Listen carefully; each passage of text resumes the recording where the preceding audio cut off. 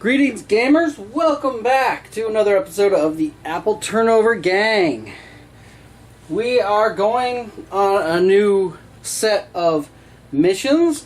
We are playing the missions from Dun Dun Dun, the Order of the Crimson Hand mission pack book. There was a request for Crimson Hands, so here we have them. So what do we know about the Crimson Hand? The Order of the Crimson Hand enemies have several abilities to make them difficult to defeat. As fanatics, their endurance limits the number of wounds they can take from each hit, while their zealot ability increases their damage for each wound marker they currently have on them. In addition, when encountered, the Crimson Hand will usually be carrying a sacred artifact of great power, giving them bonus health based on the value of that item, as they fight with extra fury. Inquisitors are ruthless leaders of the Crimson Hand that have risen through the ranks of acolytes and assassins to gain a position of power. They have access to greater resources and deeper, darker depths of occult understanding and relics. An Inquisitor is usually found as part of an epic threat card or for certain missions. A marker is provided that can be placed next to one of the normal Crimson Hand enemies to show he is the Inquisitor. Or it can be an extra model in an enemy group for extra difficulty. The Inquisitor is like a normal Crimson Hand enemy who has double health bonus from the Sacred Artifact, as well as +1 combat for every $100 value of that artifact. They are tough, so immune to critical hits, and they get some additional XP changes. Assault. Some enemies have a light ranged attack in addition to being strong melee fighters. This allows them to fire on their opponents as they close in to kill.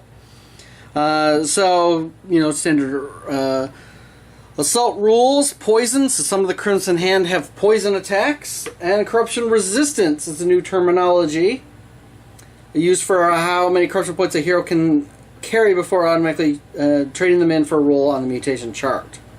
Alright, that's all it is. Okay.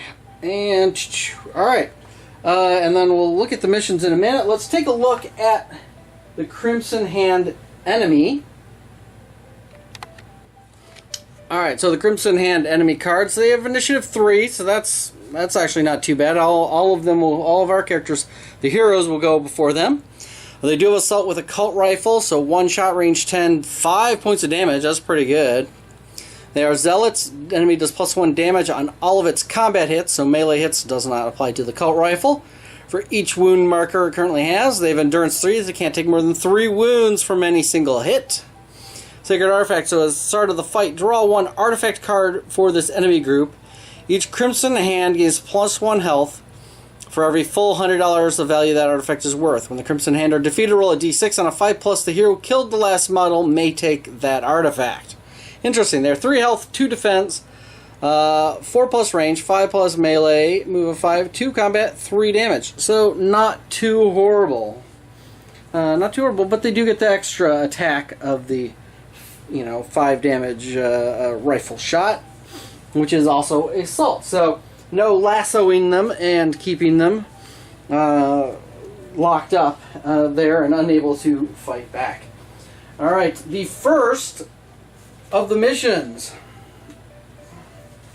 is called Black Ritual. Strange goings-on have been seen up in the hills around the old mines. Masked and hooded figures, clad in black, skulk around at night, and dark chanting can be heard, carried on the wind in the devil's tongue. Storm clouds gather in the night sky, and a quiet dread settles over the valley. There's dark magic at work here, and if left unchecked, unspeakable horrors may be unleashed upon the earth. Ooh, alright. So, the setup is standard on the map entrance tile. You also need the Ritual Chamber map tile, and the Ritual Chamber map card, obviously. The mission goal is to find the Ritual Chamber to disrupt the occult ceremony before the Crimson Hand completes their black ritual. So the theme, it's a Crimson Hand adventure. So we have a Crimson Hand adventure card. Okay? So it is pretty much the same. Whenever you draw one or more encounters, even in another world, roll a d6. On a 1, 2, or 3, they must also draw a Crimson Hand encounter card. In common enemies, Crimson Hand, whenever a threat card would be drawn, roll a d6 on a 1, 2, or 3. Instead, the hero is attacked by Crimson Hand. Parallel dice plus 1, 2 parallel dice, or 12 Crimson Hand. There are 12 models. Crimson Hand traits, whenever Crimson enemies are encountered, roll a d6 on a roll of 1, 2, or 3. Also draw a Crimson Hand trait card for them. So we'll see if we remember to do that. I know I didn't always do that with the Black Fang folks. So, and I do apologize for that. As I say loud and often, it's just too often that I'm, with so much going on by myself with 3 characters and the enemies, that I end up filming, right? Trying to make sure I am talking, that I run out. I forget things, little rules and little tweaks, whereas obviously in a normal face-to-face game, other people can help look out for various things, and I'd be more likely to remember them. So, thank you all for pointing things out to me. I certainly do not intend to miss things, even when they make things easier or more difficult for me. But that is the case. But so we'll have to try to remember to roll for the traits and see what we get. Okay. And then other special rules is breaking down barriers. Anytime the heroes find a clue icon, the Crimson Hand's Black Ritual has broken down another barrier between the void and our own reality. Immediately draw D3 darkness cards, plus 1 for each previous clue already found in this adventure. So we're getting a whole bunch of darkness cards. By the way, the Crimson Hand pack came with a number of darkness cards, and actually I put them on top, because let's see what those are. I haven't even looked at them, so I do not know what they are. And obviously the Crimson Hand encounters are going to be their own separate thing as well. But they have their own deck as opposed to being shuffled in with the other ones. So the Crimson Hand darkness cards that came with it are going to be put on top for good or ill. They may be a little bit tougher, a little bit more dangerous. I don't know.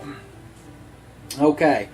What else do we have for rules? So finding the Ritual Chamber. When the hero posse marker reaches the space marked 11 on the depth track. So it's purely time. So we need to find 1, 2, 3, 4, 5. We need to hit 5 map tiles.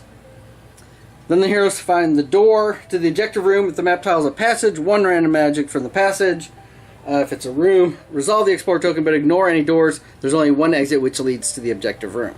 Okay, so as opposed to being clue tokens, which is the typical case for most of these adventures, where that gets you to the objective. The objective is simply number of tiles in. So it is going to be a race in, because as I said, more clue tokens gives us more darkness cards. More darkness cards means it is more difficult. Alright. Alright. Ritual Chamber. Attach the summoning doors. Extended end cap onto the only exit from the Ritual Chamber. Yes, there is an extended end cap map tile, I guess it is. It's an end cap, but only slightly larger. So I don't know if it qualifies as a full tile. But they call it an end cap onto the only exit from the room. The Ritual Chamber objective room, right? It does not have an exploration token on it. Instead, at the end of the first turn in which 1 or more heroes is on it, resolve all growing dread cards, and then the heroes must face common enemies Crimson Hand. These Crimson Hand always have a trait and gain 1 free elite ability as they are the masters of the ritual. Also, that is another thing I think I forgot in the last adventure, is that all of the enemies should have 1 elite ability because we are level 3. Hero Posse level 3. Although with only 3 characters, but we are kind of buffed out now, right? So with both Pete and Doc, pretty buff. So, what else do we have? We have Ritual Summoning. At the start of every turn during the final fight, roll a d6 for each clue icon that has been found this adventure, with a minimum of 1. So even if you don't find any, you're still counting as if you had 1. Grit cannot be used to re-roll this. For each roll of 1 or 2, place a sanity marker next to the summoning door's extended end cap. At the start of the first turn, in which there are 5 or more sanity markers on the summoning doors, draw an epic threat selected from only from those that include an extra large or larger enemy that is demon, beast, ancient, or void, and add it to the fight. Placed on the summoning door's extended end cap map tile. And then, if they don't fit, it tells you what to do. Then once all enemies have been defeated, the heroes have successfully completed the mission. Reward, each hero gets an extra 2 loot cards. If the mission's failed, the ritual is complete and the creature has been summoned. Rampaging across the countryside, the next time the heroes visit town, D3+1 buildings have been destroyed. Okay, well, it's kind of rough. Alright. So, I guess now the time is, let's see what we can do. We will go ahead and start as a recap in town. Sort of the big thing was, we got Pete, spent all of our money, almost literally all of our money, to get Pete the Duelist gun belt, which says when he's dual wielding, he gets +1 shot with each pistol. So he is rocking the 8 dice when dual wielding. He obviously only has 3 though, and that's something to keep in mind. It's not a full +1, but it is only +1 when dual wielding. So we start with Bechamel. We start with Holding Back the Darkness using the lantern. Double fives are not fun. Terrifying Shriek. Each hero in the mines take a d6 horror hits. Well, that is a way to start, huh? Alright, Bechamel takes 6 horror hits. Well, she saves all of them, though. Okay, Doc takes 2. He saves both. And Pete takes 5. And he fails 3, but he does have the Heartbone Necklace, which gives him Spirit Armor 5+. Saves 1, so he's going to take 2 points of sanity damage. There we go. Alright, interesting start. Didn't really do a whole lot, but Bechamel moves a big 6. 1, 2, 3, 4, 5, 6. Dare she look through? I know we are kind of in a rush to try to explore, but I think they're going to be a little bit too far. So she's actually going to wait. And then Pete and Doc are the same initiative right now, so we will go ahead and move with Doc. He gets to move 1, 2. Alright, and then Pete can move 4 because he has the cavalry boots. That lets him get +1 move. So, alright, let's hold back the darkness again. 11 is good. Bechamel rolled a move. She's fine. No grit though.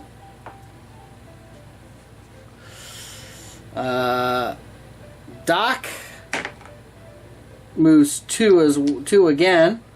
Bechamel was going to look through. Take back.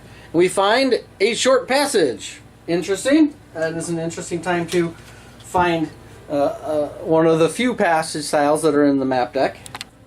Okay, so we put that on there. Moves up our track by 1. Sorry, I interrupted that. I think Doc moved up, right? And then so it was Pete's turn. Pete will simply, oh, you know what? 2, 3, 4, 5. Pete will go ahead and move up forward, because don't forget, Doc can move through other models, so that should be fine. All right, let's hold back the darkness. Let's keep moving. Keep moving. A 7 is good.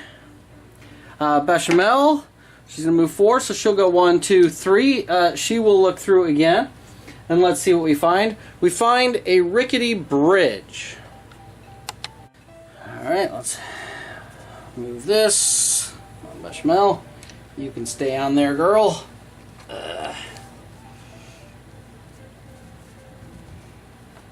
We're a little bit spread out. And that is kind of a large room. Good, you guys can see all of that. Awesome.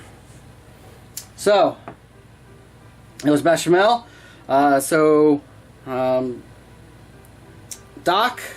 see how Doc can go. Doc can go a big whopping 1. And that gets him another grit, though. And anything else? Nope. And then Pete. He's just going to step forward 1. Alright. Oh, and we need a token, exploration token. So there is the exploration token. Let's see what we get. We have 2 exits and an ambush attack. So which direction is not the exit?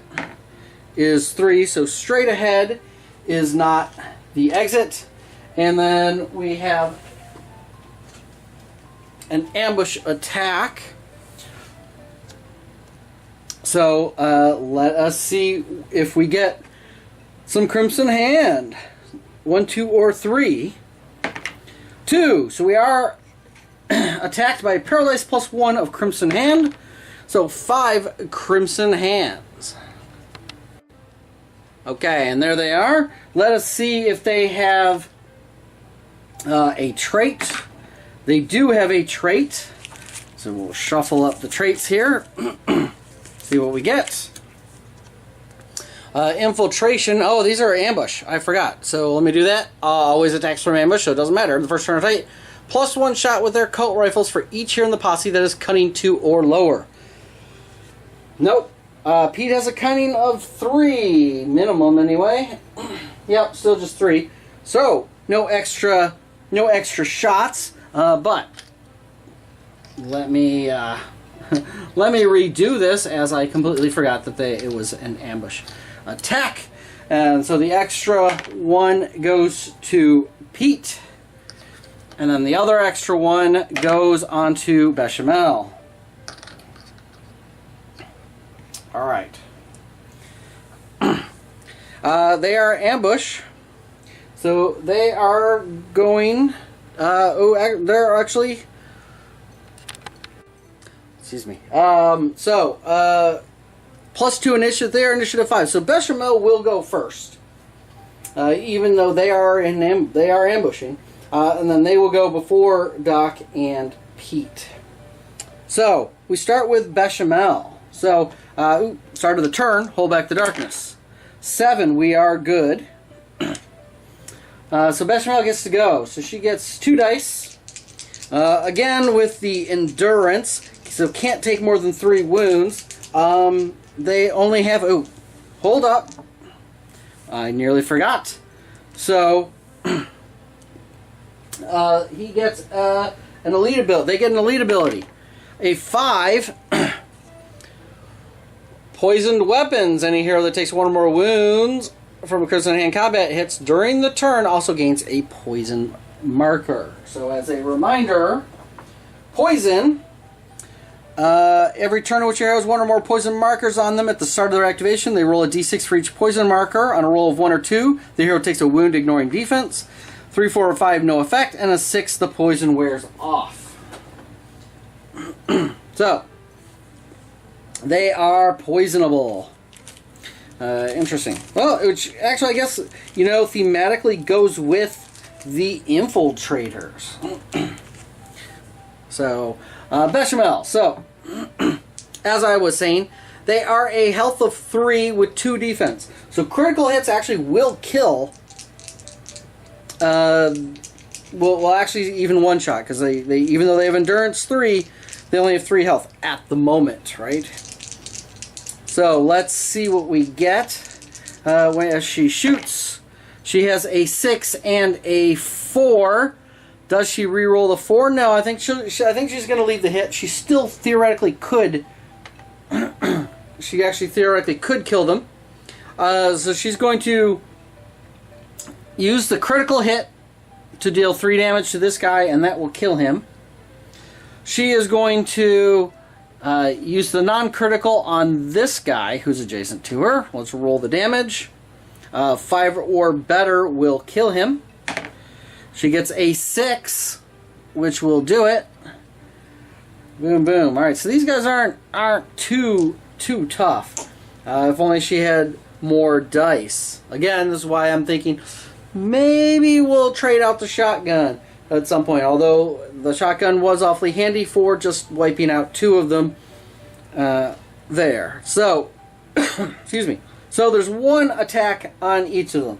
So they each get to shoot with the rifle, and then they're going to roll 2 dice for combat. So, rifle on Bechamel, misses. Rifle on Doc, misses. Rifle on Pete, misses. They are pretty horrible shots. Alright, and then combat hits. So, 2 dice on Bechamel. This is 5+. Miss. 2 dice on Doc. Double hits. And then 2 dice on Pete. Double hits. Okay, so Doc.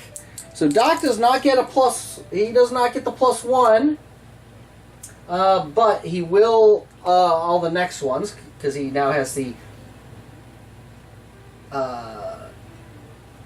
next battle, unless next combat he will have already fought a Crimson Hand.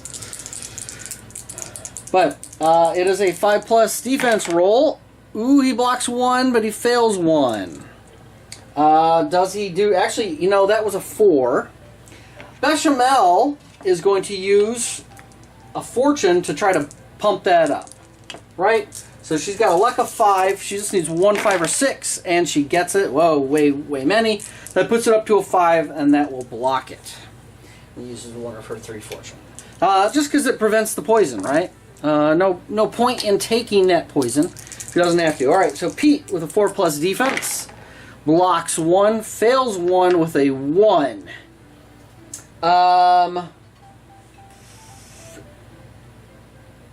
You know what? I think Bechamel's going to spend a fortune, and we'll let Pete re-roll that 1. And he gets a 5, which will block it as well. Ooh. Alright, that's pretty good. So now it comes down to everything else. I'm going to have Doc try to move. Doc go first. He can move 3. He's going to move forward here, so he's adjacent to those 2 when he attacks. So Doc was a 6 cunning, +1, +1. Alright, +1 for the grip on the tools of science, +1 for the feather hatchet. He's also +1 damage. Hitting on 4s, with 6s being criticals. I think that's going to be plenty to kill the 2 guys. So let's start with a critical on him. He is +1 damage because, well, a 3 will add a critical 3 will do it. Okay, and then so these 3 hits go on the next guy. It is 2 defense. But Doc has a +1 damage for the feathered hatchet, so it's technically a -1 on each of these dice, and he needs to get a total of 3. So he is fine there. Boom. And last but not least, Bechamel forgot to move, I think. Let's roll her. No. Okay, so she wasn't going to move. And then Pete. Pete's fine. I don't think he's going to move either. So he will go ahead and shoot. He's actually just going to shoot with his one pistol, the Fallen Gunfighter's pistol. No need to risk the corruption, since there's only one enemy left. He gets one hit. It is a critical. So we'll go ahead and take that. I'm not even going to bother with spending anything to re-roll it. He does 4, and that is enough to kill.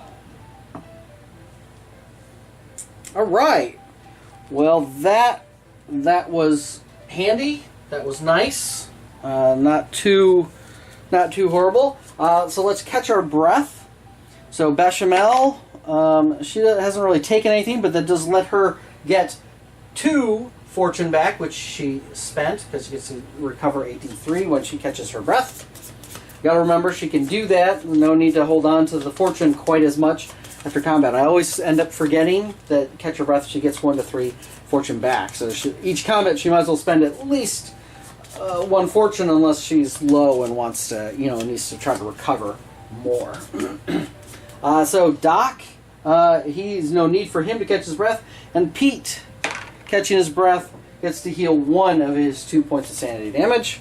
All right, Bechamel gets 250 gold. That is handy since we lost, we spent a whole bunch. Doc gets a d6 times 50. Okay, well, he gets a big whopping 50. And Pete gets a d3 Darkstone. So how much Darkstone does he get? He gets 1 measly piece of Darkstone. By the way, we have no Darkstone. Oh yeah, and we had picked up Darkstone bullets. I gotta remember that +1 damage. It's another one of those things. I always forget those +1 damage from the Darkstone bullets. All right, but I never forget it when we're when I'm playing in person. But anyway, so let's hold back the darkness. Double 3s is creeping darkness. Move the darkness 2 steps forward. I think I'm actually going to go ahead and use... Where is it? Where is it? Don't let me forget. Someone's got it. Someone's got it. To cancel the darkness from moving once per adventure.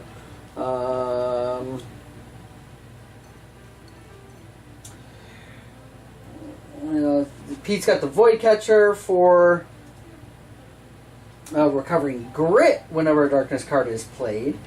No, but somebody's got it. I remember seeing it. Travel Hazard.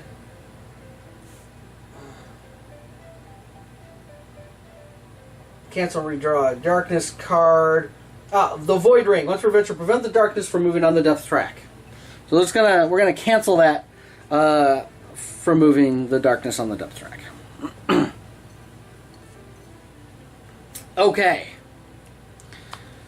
Bada boom, bada bing. All right, Bechamel, rolling to move. So she gets to move 4. That's fine. 1, 2, 3, 4. She's not going to go through. Pete is going to move the big 6. Again, we're not going to go through. Doc needs to catch up. 1, 2. Jeez, Doc just cannot move. All right, let's hold back the darkness again. Double 4s, falling rubble. So each hero takes d6 hits. So Bechamel takes whopping 6 hits. 3, 4, 5, 6 hits. She saves 4 of them, so she takes 2 wounds from the rubble. Okay. Doc takes 2. Saves 1, so he's going to take 1 wound. And then Pete takes 4. And he takes 2 wounds. Doc has the helmet. So he has armor. 5 plus to save that. No, he fails. Alright, that's fine. That's fine. Alright, let's hold back the darkness. 9 is good. Bechamel rolls to move. She's fine. She will look through. And let's see what we have. We have a standard mining room. All right.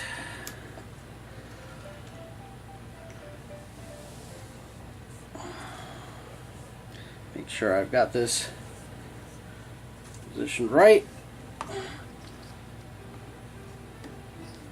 There we go. Yeah, you can kind of just see it there, right? Yep. Okay. Yeah, poor Doc. He's just kind of squished up there. Good enough. He'll catch up eventually. I hope. All right. Oh, and then the exploration token is there, and that was Bechamel. So Pete, he's not going to move. He's there. On Doc, can move 6. Yay! 1, 2, 3, 4, 5. That's fine. He'll take the risk. He'll jump in because he's been so far behind. And we get, all right. So there's 1 exit and 2 encounters. So which direction is the exit? The exit is to the left. So spiraling downward. Okay. Do we also have a Crimson Hand encounter? 1, 2, or 3? We do not. So it's just 2 plain old encounters. Okay. The first one is the Sign of the Dark Omen. So an icy wind blows through the chamber, flickering the candles set out on makeshift altars along the walls. Hey, that fits in too. Black feathers and skulls adorned with beads and painted markings are piled around the room. Dark tidings of things to come. Oh, no, it's a spirit test. All right, spirit 5+. If passed, gain 20 of experience, and you can use a grit to cancel a growing dread card from the top of the stack, which we don't have. If failed, add a growing dread card to the top of the stack. Okay. Well, I guess that kind of works. So we'll start with Bechamel, spirit 5+ test. She fails, so we're going to add a growing dread. Doc has a spirit of 2, 3, 4. And he fails. Yuck. You know what? She's going to spend Bechamel's going to spend a fortune. Try to move that 4 into a 5. And she fails. That's unfortunate. Alright, so we got a second growing dread. And then Pete has a 1 spirit. And he fails. So that is 3 growing dread from that card. That is unfortunate. Okay. And the second one is a standoff. So you enter the room, become face-to-face with a grizzled-looking bandito heading the other direction. He stops dead in his tracks, fingers twitching over both loaded holsters. Choose, try to reason with him. 1 hero makes a cunning 5+ test. This becomes cunning 6+ if there are any law heroes in the posse. Ooh, there is.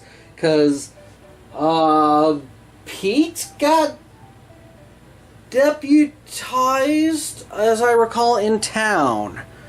I wasn't going to worry or deal about it. Normally it doesn't have any effect, but I believe, if I recall correctly, he is deputized, so it is a 6+. If passed, he slinks past you, and often the darkness of failed, he runs past you, guns blazing. Each hero takes d6 hits from the gunfire. Or we can attempt to take him down initiative 6+. Roll a number to seek your initiative. And it's considered a skill test. If any of them are 6+, you are a faster draw and take him out, gain 50 experience. If not, take 2d6 wounds. You know what? I think the cunning 6+ is still going to be better. Well, I guess it's the same. Doc has 6 dice of cunning, and it's a cunning 6+ test. Initiative test, roll a number to equal to your initiative. So Bechamel has a 6 initiative, so she would roll 6 dice.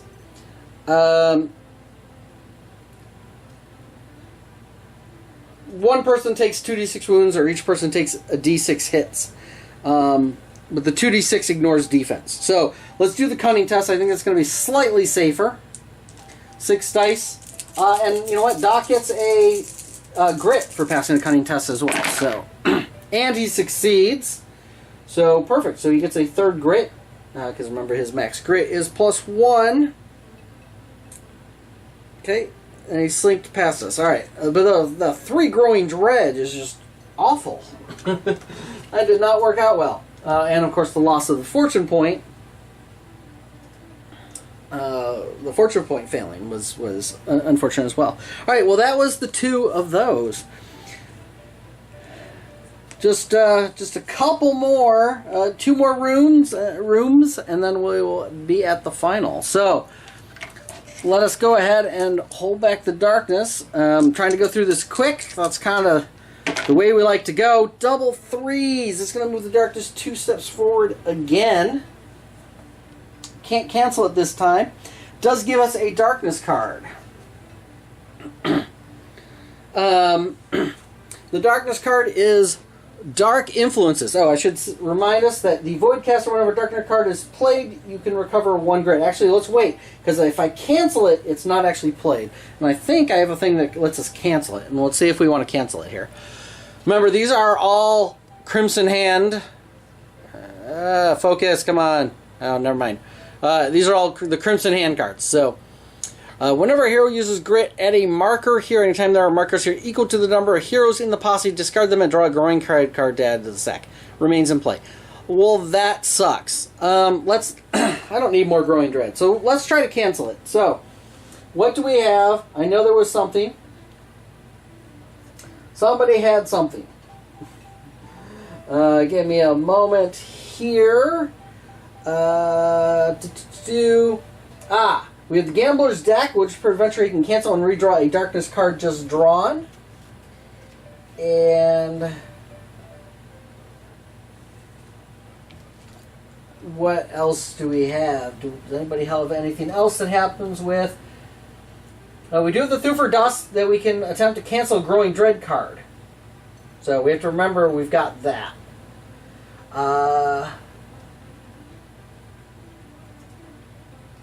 No, okay, so there's no, we have no other. So is this worth count? This is remains in play. Once we get 3 tokens on this, we're going to add a Growing Dread. That's going to be, I think, way too many. So let's go ahead. Let's go ahead and cancel and redraw this. Let's cancel and redraw this. Let's see what we get. Next. Oh, this is even worse. Fanatical followers. All fanatic enemies gain tough, immune to critical hits. So, yeah. So all Crimson Hand are now immune to critical hits. That's going to suck. I mean, it's not... I guess it's not super horrible. They've only got 3 health and 2 defense. I think we're outputting enough damage we can get through their defense. But that is rough. That is rough. But a darkness card was played, so Pete does get a grit. Oh, so much for that. That was... What was it? Oh, that was the darkness moving. That was the holding back the darkness roll. So, Bechamel rolling to move. She gets a big 6. Boom, boom, boom. You know what? She's going to go ahead and look through. Let's see what we get. Let's move quick. Let's move quick. We get a waterfall room. Okay. Move this. Throw this back over. There. Everybody on the board. Everybody's on the board. Hooray. Alright, and we put a exploration token down. And that was Bechamel. Okay. So, Doc will move. Okay, well... Doc, he's maxed out on grit, so he'll spend that grit to move. There. And then Pete has enough to move up behind. Alright, so let's reveal what we got. We've got 2 exits and 2 encounters. Alright, so the direction that is not an exit is to the right. So we will cap that off. We have 2 encounters. Do we have a Crimson Hand encounter? We do not. Oh, come on. Alright. See what other encounters we have. Alright, we have Echoes from the Void. The wall here is broken away, revealing a massive dark stone geode. Rough-hewn natural crystals with a black rock line the walls of a deep pit, descending into the darkness below. As you approach the edge, you hear dark whispers echoing up from the pit. The crystals begin to softly glow as the whispers grow into furious cacophony in your mind. Everybody makes a lore 5+ test. If successful, you're able to understand. You gain 20 experience, and you can spend a grit to cancel Growing Dread card. Awesome. If failed, take 2d6 wound sanity, and you mix, ignoring defense willpower as your ears bleed. Alright, we're actually not too bad at lore. So, Bechamel is a 3. Needing a 5+. She succeeds. She will go ahead and spend a grit to cancel one of the Growing Dread cards. You know what? She'll cancel the very first one, which was the one that she had drawn last time. Okay. Doc. Doc has a base lore of 3. Does he have anything else that ups his lore? No. I believe everybody else has a 3 lore. I think everybody has a 3 lore. 5+, he succeeds. He will spend one of his 3 grit, and he'll cancel his Growing Dread card. And then last, let me just double check that Pete does not have any plus lore. He does not. 5+, and he will spend a grit to cancel his Growing Dread. Now, I have not looked at any of them, so I'm just going to get rid of them. Shoo! Okay. Well, the Echoes helped. They kind of canceled out and reversed the other one. It was a loss of grit for everybody, though. Alright, and then last. Oops. Second one is Shades of Terror. Glowing bright specters swirl around the room, beautiful as they glimmer with an enchanted glow. As you draw closer, though, they sweep down around you, becoming ghastly nightmares with rotting faces of death and despair. Grit cannot be used on this test. Spirit 5+ test. If successful, gain 20 experience and recover a grit. If failed, take horror hits equal to your current sanity. Ouch. Okay. Well, Bechamel, 5+. Spirit succeeds. So she gets to recover a grit. She recovers a grit. She recovers a fortune. Okay.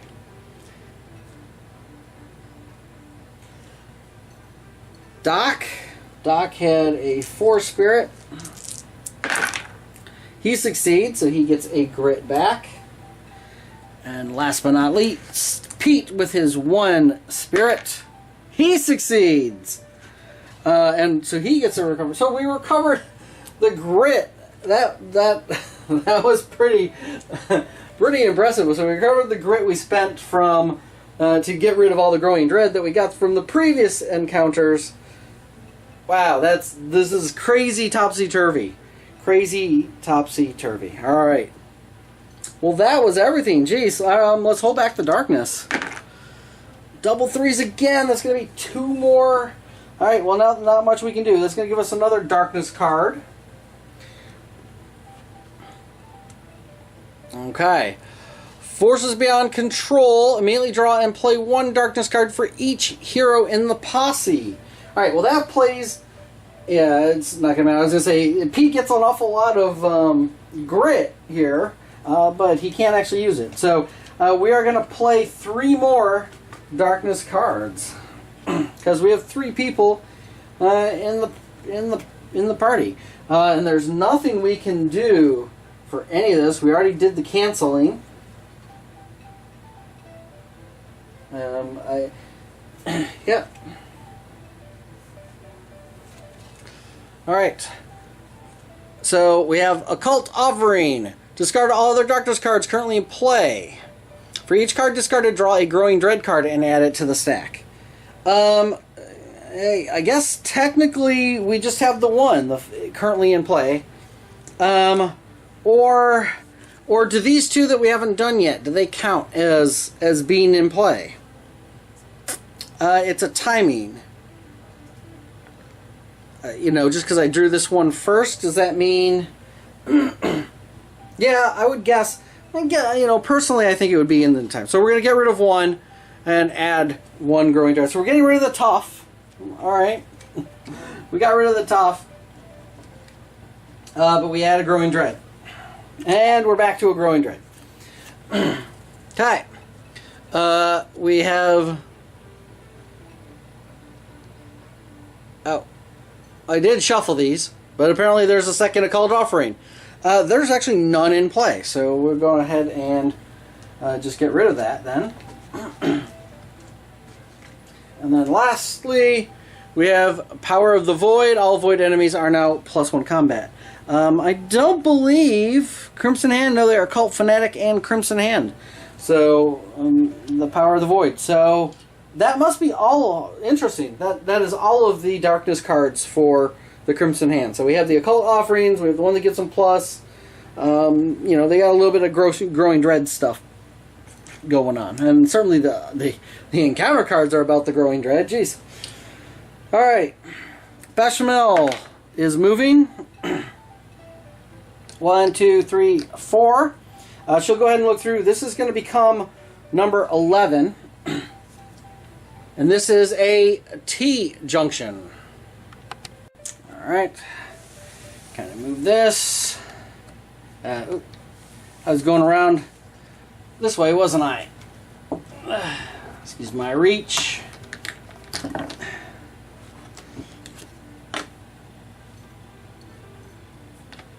Doc was there. There we go. Alright. So, what does it say? We found the door leading to if it's a passage, one random exit from the passage leads to the objective room, and we put an end cap on the other one. So it goes to the left again. We are spiraling down. Hold on. All right, so we are spiraling around here, and then, folks who have not seen it, here is the extended end cap. Ooh, scary. All right, let me shift. Don't need that.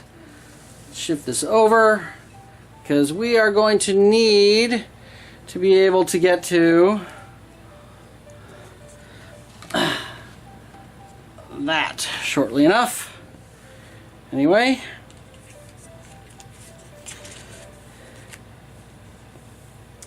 Alright, so let's go ahead and we will move Doc, a big 1. You know what? He's going to spend... that gets him a grit, so he'll spend to add another 4, so he can move a total of 5. 1, 2, 3, 4, 5. And then Pete. Got to roll it over there. 4. So Pete will go 1, 2, 3, 4. Alright. Remember, the final doesn't trigger until we actually end in the room. Oh, and this is capped off. Alright, let's hold back the darkness. 7 is still good.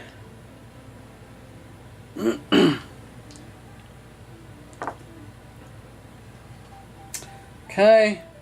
Let us move. Bechamel gets the big 5.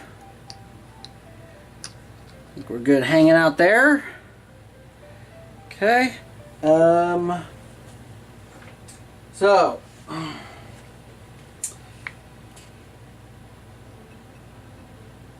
let's just double check what happens here. Okay, attach to something, extend and get, does not exploration token at the end of the first turn in which one or more heroes in the ritual chamber resolve all growing dread cards, and then the heroes must face the common enemies track. At the start of every turn during the final fight. So we're going to face some Crimson Hand with a trait and 2 elite abilities. Right? At the start of every turn, we're going to roll a d6 for each clue icon, minimum of 1. And on 1 or 2, we're going to add a summoning token on there, basically. All right, so that's what we need to remember. And I'll slide this down in a moment. All right, so I just wanted to see where Pete wants to go, or Doc. Doc will hang out there. Pete can move 3 to there. All right, so we ended the turn. I'm actually gonna let's get rid of these items here so that we can get a nice kind of close up, hopefully, of this fight. Make sure you guys can see everything. Perfect. All right. So we're going to roll to see what kind of Crimson Hand we have. Numbers, it's still just a Peril Dice +1, so it's still not a lot of Crimson Hand. Oh, but it is 7 Crimson Hand. Easy enough then to deal with. So even though we rolled low, it's still a goodly amount.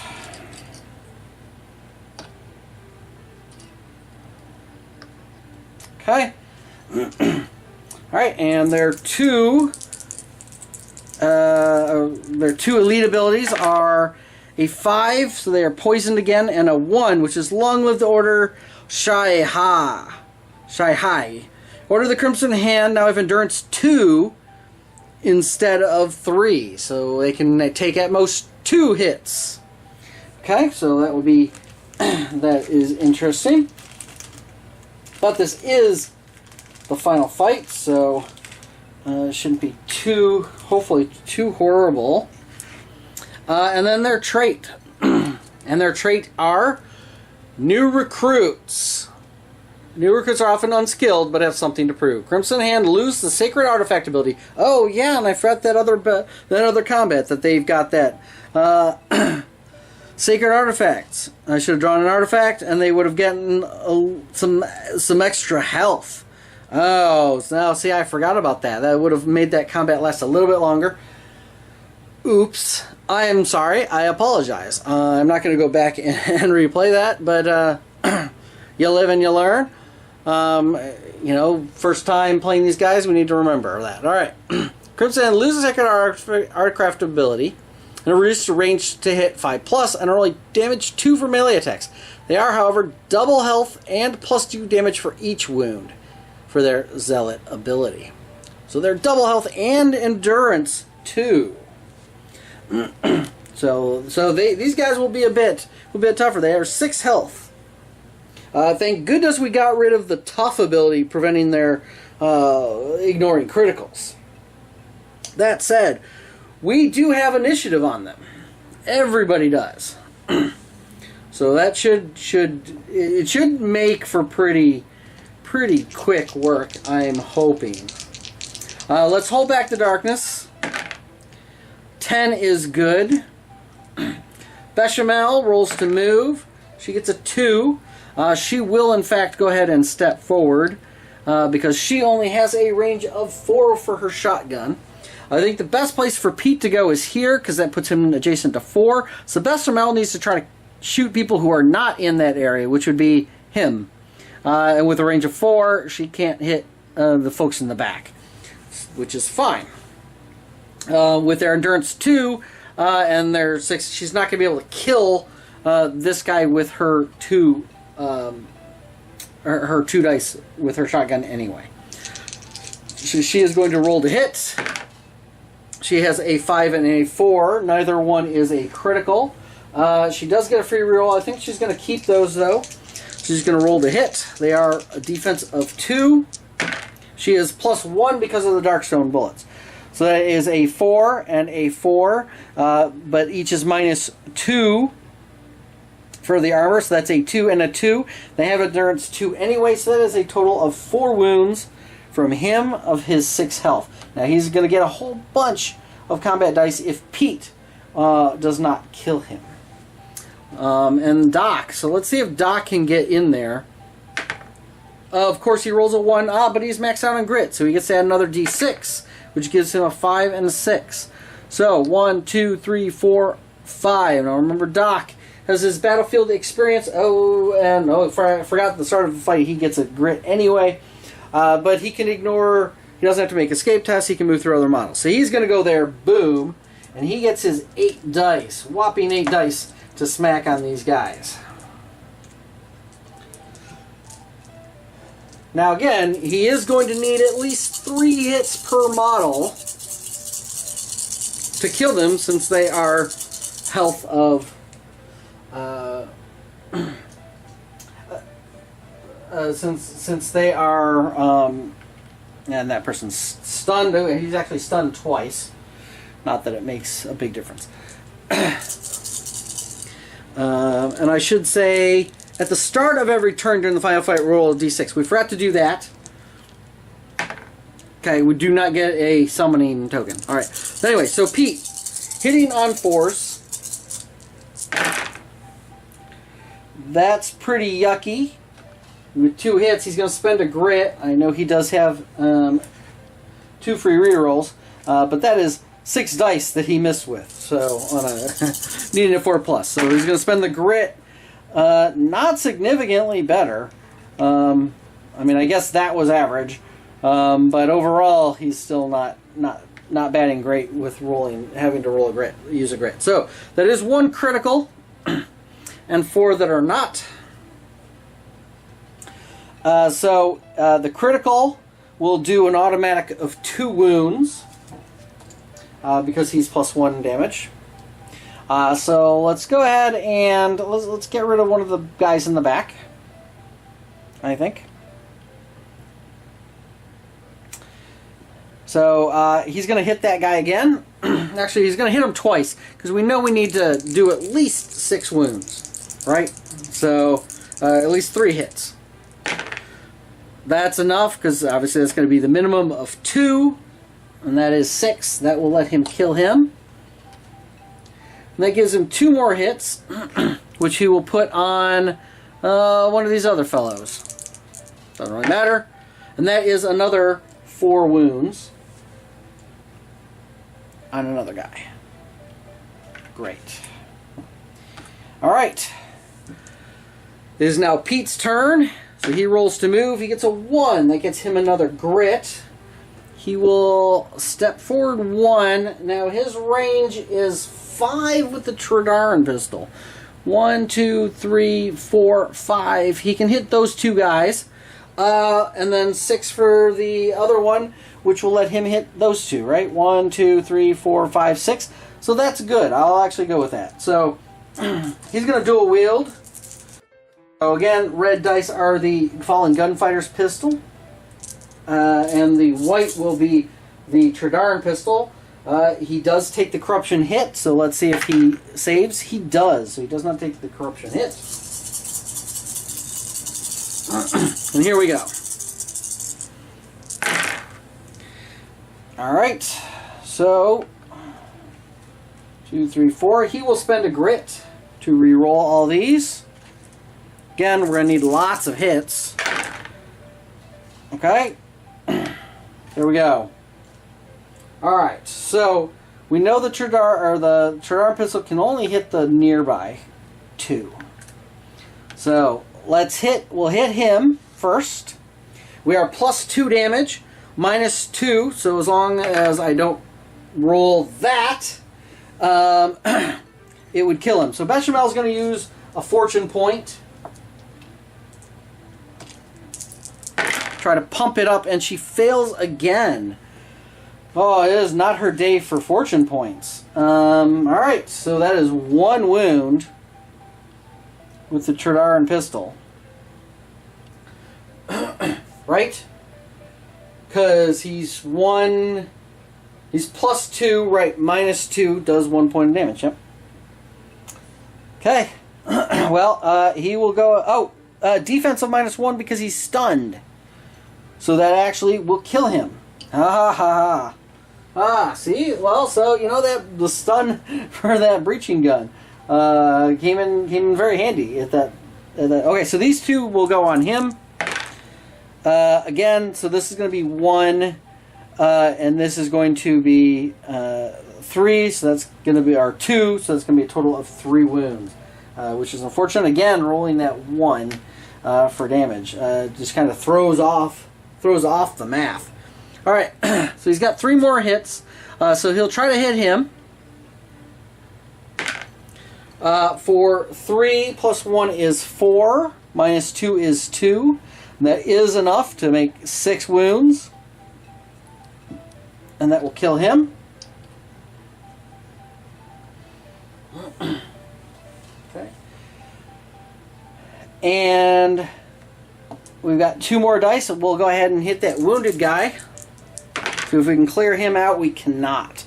Alright, so we are plus 1, so 3 plus 1 is 4.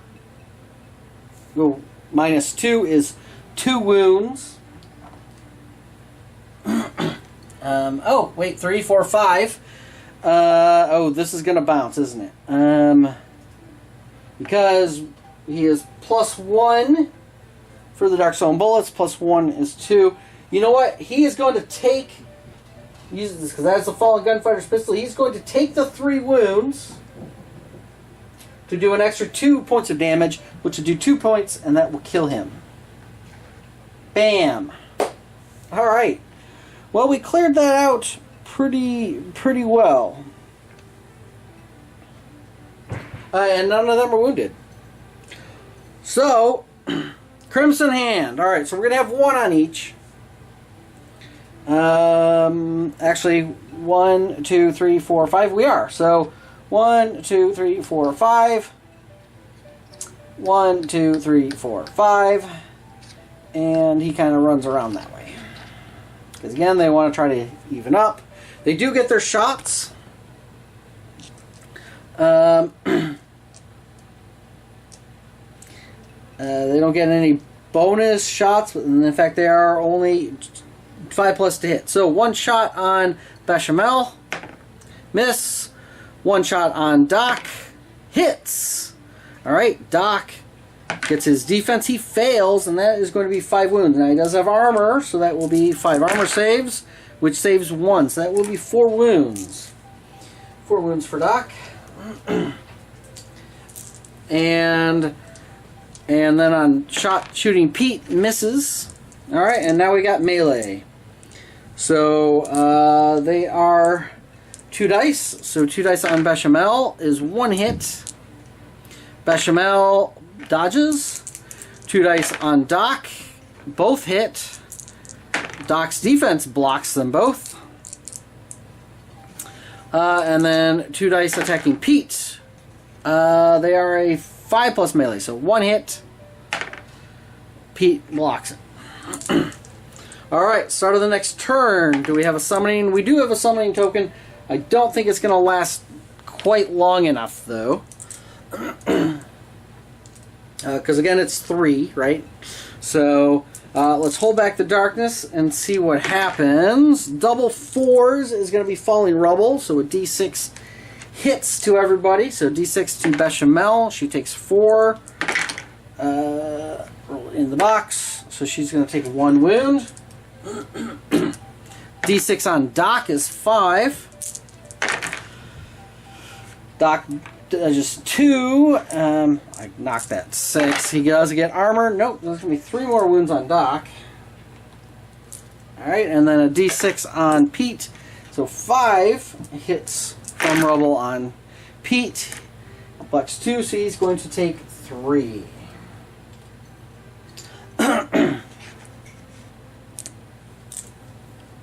Alright.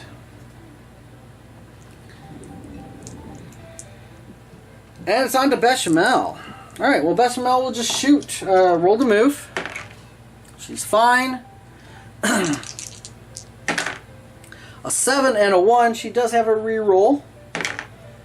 But a 1 won't, another second 1 won't help. So 1 critical hit, which will do 2 points and has to hit the one adjacent to her.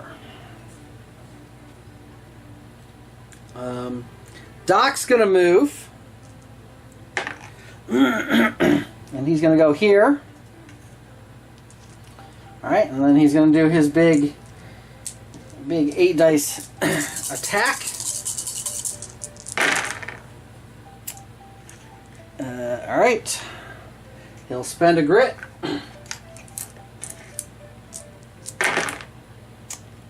Well, look at all those crits.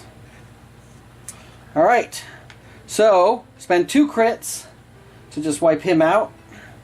Spend 3 crits. 2, 4, 6 to kill him. Go Doc. And last but not least is Pete. So his move, his shooting, he's going to go ahead and do a wield again.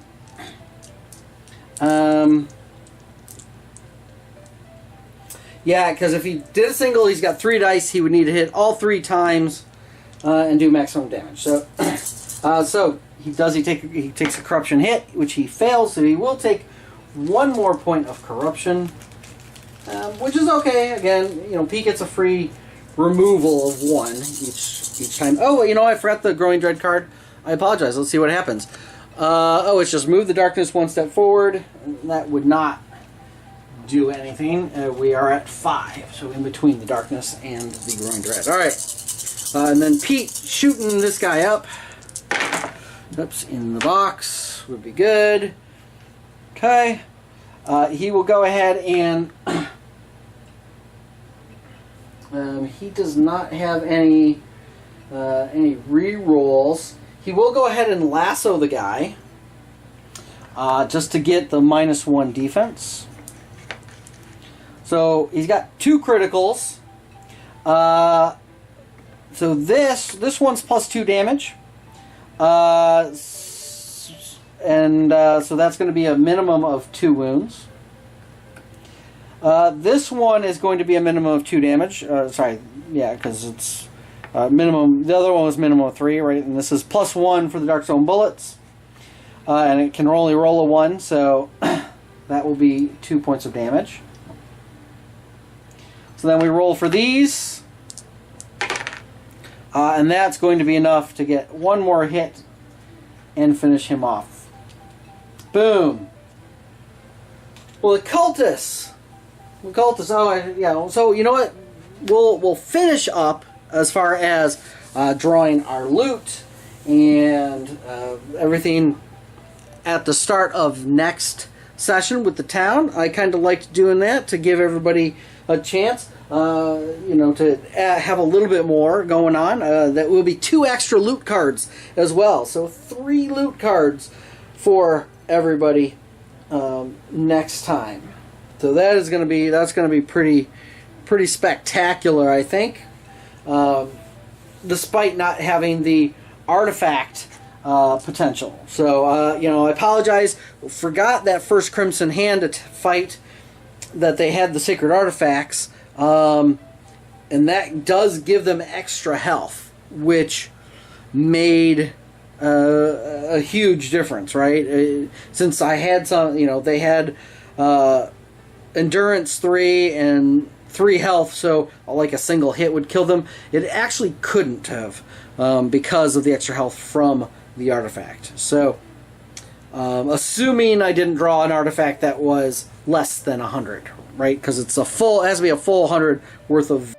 So I apologize for having missed that in the first fight, and of course the second fight didn't have that, although they were double hit points, so it did take a little bit longer. But you saw how pretty well, because we went to the Black Fang and we loaded up on dice, that we managed to survive and pull that out without too much stress, and that this particular mission, because we breezed through, didn't actually run into any of the clue icons in this time. Of course, we only drew what, 3 rooms. Did not get too many. We actually got a couple of the passageways, which I don't have too many. My map deck, I think I've only got 1 set of passageways from one of the core sets. I don't think I have, you know, but we've added all the rooms from all the other, right? So I don't have too many passageways in there. They're mostly rooms, for good or ill. You know, passageways were good for this one, less likely to draw icons, and it was just trying to get down the depth track. whereas it's also, so having more chances for passageways is good for a mission like this, even though I got lucky and got some, even though I don't have a high chance of it. But obviously in other ones where you're looking for clue icons, passageways just serve to delay, right? It's you're just rolling. You have to move farther, so you're rolling more often for holding back the darkness. Of course, we do have the Void Lantern, which I know there's been some discussion on online about is that overpowered or whatnot. It's certainly useful. I don't know that I would necessarily say it's overpowered, but it certainly is a strong object, even with the increased chance of rolling doubles. Double threes are going to be the most common thing that you will roll, common doubles that you will roll, so threes or fours. So, and those move the darkness up 2 each time, so that doesn't quite offset the less chance of rolling less than a 7. And having the darkness move in that first stage anyway, right? So okay, but there you have it. So the Crimson Hand, you do run into there are 12 models, so these are kind of lighter guys. They're not as beefy as the Black Fang Tribesmen. They are going to be kind of lighter, like the serpents or the spiders, right? Because there are 12 of them. But they're not bad, and they're kind of interesting with some of the rules, and the traits are certainly interesting. Obviously, we only saw 2 of them, so I'm looking forward to seeing more. And you can add, you can get them more often in this. So we'll see what happens for the next adventure too. What is going to happen? So anyway. Thanks everybody for watching. I appreciate you watching. If you like this, please click the like button. If you haven't subscribed and you enjoy this and want to keep seeing more, please go ahead and subscribe. Let me know what you like, what you dislike, if there's something that I can do to improve. If you haven't, I do have a Patreon page if you want to go over there and help support me making videos. I do have plans to expand out to some other cooperative board games. I just have not quite put out the videos for those yet. But I do appreciate everybody who watches, everybody who subscribes, everybody who comments. Thank you very much, and I will see you next week. Bye.